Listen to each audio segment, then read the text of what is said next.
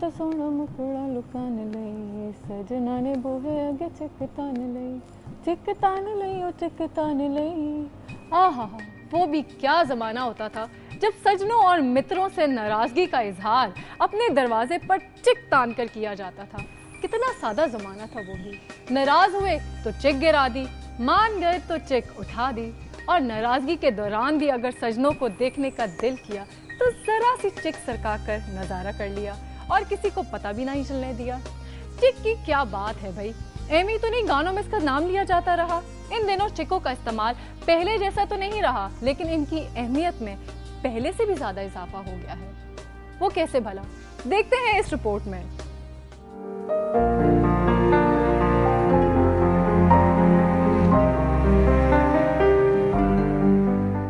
चिक दरवाजे पर तानी जाए या खिड़की पर, धूप से बचत तो है ही, इसकी खूबसूरती दरो दीवार का हुस्न दो चंद कर देती है।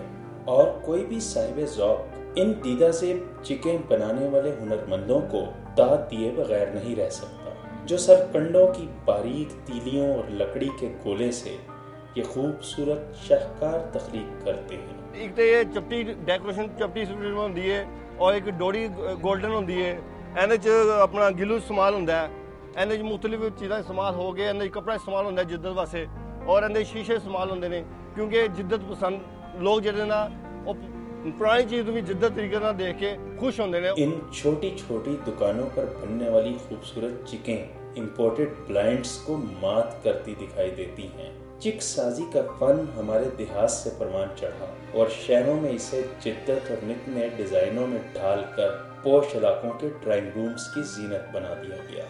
ये मैं पेशावर से आया हूँ, इसका बड़ा तारीफ सुना था कि यहाँ पे चौबुर्जी चौक में बड़ी दुकानें और इस तरह का यहाँ पे डेकोरेशन के चिकें और वो हाथ हिलाने वाला पंखा और उस तरह या अल्लाह या मोहम्मद की सीनरियाँ और शीशे वाले और ये सारा कुछ यहाँ पे बनता है। तो ये पेशावर में कहीं नहीं बन रहा। वो हुस्न तो देखने वाले की आंख में होता है, लेकिन चिक हमारी सकाफत का वो आईना भी है जिसमें खुद को देखा जाए तो अपना आप खूबसूरत दिखाई देने लगता है। चिक साजी के साथ साथ यहाँ इस्लामी खताती के नमूने भी नुमायां हैं और इस फन को जज्बात के इजहार का जरिया भी बनाया गया। ये दिल नशीन पंखे घर के दरो दीवार की जीनत बने या इस पटारी को हॉट पॉट पर फोकियत दी जाए, कैफियत बदल सी जाती है।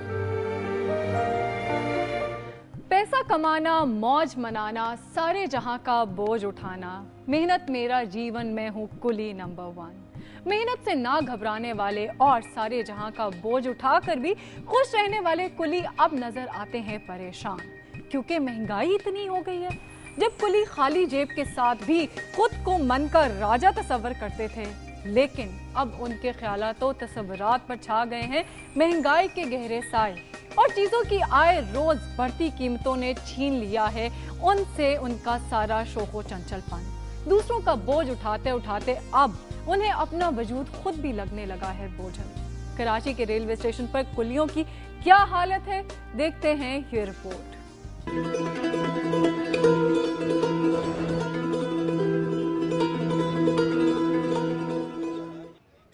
कराची कैंट स्टेशन में दाखिल होते ही पहली नजर सुर्ख कमीज में मलबूस कुलियों की कतार पर पड़ती है, जो स्टेशन में दाखिल होने वाले मुसाफिरों को अपने तजुर्बे से शनाख्त करते हुए उनके पीछे रोजी की आस में चल पड़ते हैं। मेरा नंबर है जी 377। 25 साल अमान भी 5 साल कबल आंखों में बेहतर मुस्तकबिल का सुहाना ख्वाब सजाए कराची आया था। वहाँ जिधर दाना पानी लिखा हो, जिधर किस्मत में लिखा हो, उधर काम करना है इंसान ने। स्टेशन के प्लेटफॉर्म पर ट्रेन की आमद के साथ ही कुलियों का काम शुरू हो जाता है। ख्वाह सुबह का उजाला हो या रात की तारीकी, कराची कैंट से 24 घंटों में 34 रेलगाड़ियों में सफर करने वाले 25,000 से जायद मुसाफिरों पर ही तकरीबन 300 कुलियों के रोजगार का दारोमदार है। जब लोग ही कम सफर करेंगे तो हमारे को भी इतनी मजदूरी मिलेगी। हमने बस यही मजदूरी करनी है और यही खाना है। कैंट स्टेशन समेत मुल्क भर में कुली ठेकेदार के मातहत काम करते हैं और दिन भर की आमदनी कुछ भी हो, इसका 30% ठेकेदार का हिस्सा होता है। पहले वो जमाने में थी, वो निश्तर थी, बुराक थी, तेज रो थी, शालामार थी, मतलब ऐसी गाड़ियां थी जिनमें से इनको थोड़ा बहुत बेनिफिट था, मगर अब वो भी नहीं है। इन कुलियों की कोई यूनियन नहीं है और ना ही इनकी फलाह बहबूद का कोई इदारा है। दूसरी जानिब बढ़ती हुई महंगाई में आम लोगों की बचत की कोशिश उनकी मुआशी बदहाली में मजीद इजाफे का सबब बन रही है।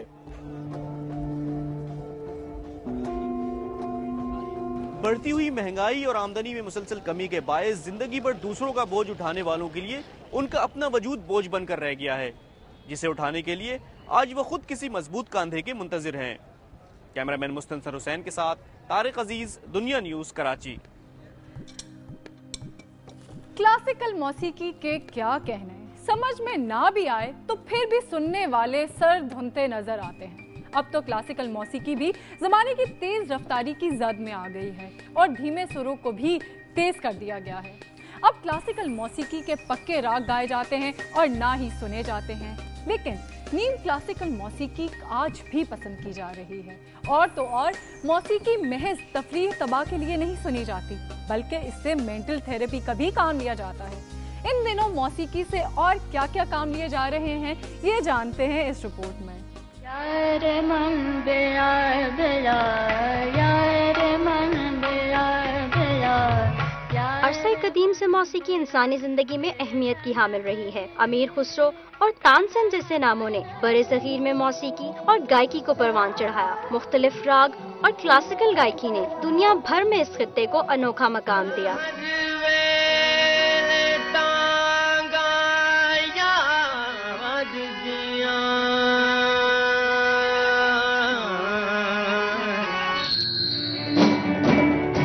जिंदगी की रफ्तार के साथ मौसीकी की रफ्तार भी बढ़ गई।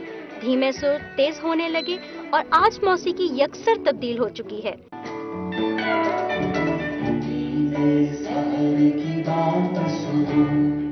सुरों के साथ साथ आवाजें भी तेज और ऊंची हो गई हैं, लेकिन मौसीकी से मुंसलिक अफराद के लिए इसकी अहमियत आज भी वही है। म्यूजिक इज समथिंग जिस पे आप रिलाई कर सकते हो। Say it's a food for soul, it really is. Music is my life. जदीद म्यूजिक में वो फरहत अफजा बात नहीं जो पहले खूबसूरत सुरों में होती थी, लेकिन मौसीकी आज भी तफरीह का बेहतरीन जरिया मानी जाती है। तिबी माहिरीन ज़हनी बालिदगी के लिए मौसीकी का सहारा लेने का मशवरा देते हैं। रिलैक्सेशन ऐसी म्यूजिक से अच्छी कोई नहीं। जहन जो है बहुत उस काम करने की उसकी सलाहियत ज्यादा होती है। तरह तरह के गैजेट्स ने मौसीकी तक रसाई इस कदर आसान बना दी है कि नौजवान नस्ल मौसीकी के बगैर जिंदगी का तस्वुर भी नहीं कर सकती। Music is something which makes you feel happy.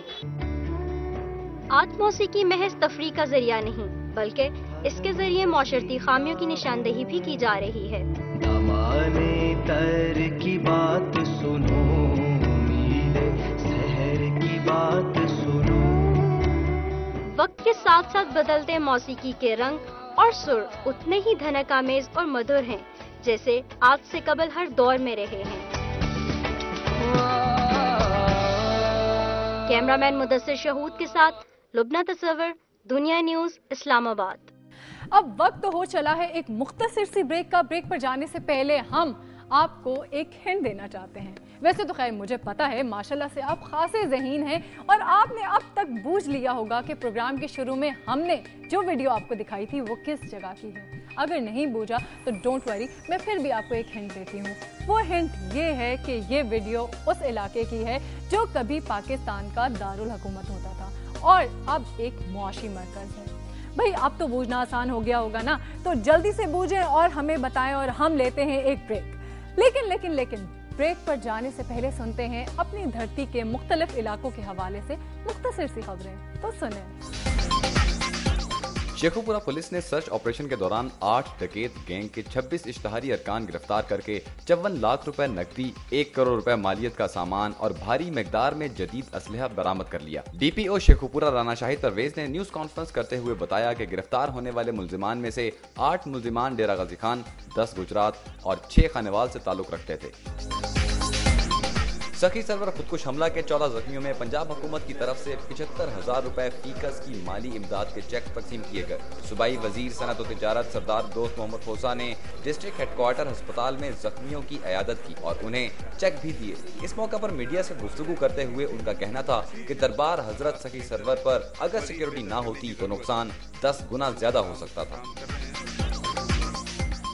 Judicial lockup कंद कोर्ट में जेलर अशरफ भुट्टो की जानिब से मुबैना तौर पर कैदियों से हर माह 5,000 रिश्वत तलब करने और खाना न देने के खिलाफ कैदियों ने एहतजाज किया और लॉकअप में अपने बिस्तरों और दीगर सामान को आग लगा दी, जबकि पानी के मटके एहतजाजन तोड़ दिए। कैदियों ने जेलर हटाओ के जोरदार नारेबाजी भी की। एहतजाज करने वाले कैदियों का कहना था कि जेलर ने जुल्म की इंतहा कर दी है, हर माह 5,000 रिश्वत तलब कर रहा है, न देने की सूरत में हमारा खाना और पानी बंद कर देता है। अगर जेलर को 24 घंटे में हटाकर हमारे मसाइल हल नहीं किए गए तो जेल के अंदर भूख हड़ताल शुरू कर देंगे। जिला डेरा गाजी खान में 5 साल तक की उम्र के बच्चों को पोलियो से बचाव के कतरे पिलाने की 3 रोजा मुहिम का आगाज हो गया है। पोलियो मुहिम का इफ्तिताह डीसीओ इफ्तिखार अली सहू ने डिस्ट्रिक्ट हेडक्वार्टर अस्पताल में बच्चों को हिफाजती कतरे पिलाकर किया। 3 रोजा मुहिम के दौरान जिला भर में 3,88,000 से ज्यादा बच्चों को पोलियो के कतरे पिलाए जाएंगे। सक्कर बैराज से निकलने वाला मीरपुर खास डिवीजन का सबसे लंबा और 200 फीट चौड़ा नारा कैनाल की आरडी 112 है। इस जदीद दौर में भी कैनाल की दूसरी तरफ बसने वाली हजारों अफराद की आमदोरफ्त का वाहिद रास्ता मसनूई घास से बनने वाली कश्ती है, जो किसी भी वक्त किसी बड़े हादसा का सबब बन सकती है। चंद माह कबल इसी मकाम पर एक किनारे से दूसरे किनारे पर सफर के दौरान 4 अफराद डूबकर हलाक हो गए थे। जाए हादसा पर पहुंचकर यहां जिले इंतजामिया ने फौरी तौर पर पुल बनाने का ऐलान किया, मगर आज तक यहां पुल बनना तो दरगुजर मकामी इंतजामिया की जानिब से इन अफराद को एक किनारे से दूसरे किनारे तक जाने के लिए कश्ती तक फराहम नहीं की गई। तहसील क्लोरकोट में मेबल पुलिस चौकी, जिसका कयाम 1860 में अमल में लाया गया था, 150 साल का अरसा गुजर गया है, लेकिन आज तक इस पुलिस चौकी की खस्ता सूरत हाल पर तवज्जो न दी गई। ये पुलिस चौकी आज के जदीद दौर में खंडरात का नमूना पेश कर रही है। इस पुलिस चौकी की इमारत की छतें और दरवाजे टूट चुके हैं। इमारत इस हद तक बोसीदा हो चुकी है कि यहाँ ना मुलाजमीन को रखा जा सकता है और ना ही पुलिस एहलकार यहाँ रहते हैं। यह पुलिस चौकी 1.5 लाख आबादी की मुहाफिज है, लेकिन इसकी खतरनाक हालत तशवीशनाक है। हुकूमत ने इस पुलिस चौकी को थाने का दर्जा तो दे दिया है, लेकिन इसकी इमारत आज तक ना बनाई जा सकी। मारूफ मुहक्किक और अदीब डॉक्टर नबी बख्श बलोच दिल का दौरा पड़ने से हैदराबाद में इंतकाल कर गए। इनकी वसीयत के मुताबिक इनकी तदफीन आई काजी के मज़ार के साथ होगी। डॉक्टर नबी की नमाज जनाजा सिंधी मुस्लिम सोसाइटी इनके घर के करीब मस्जिद में अदा की जाएगी।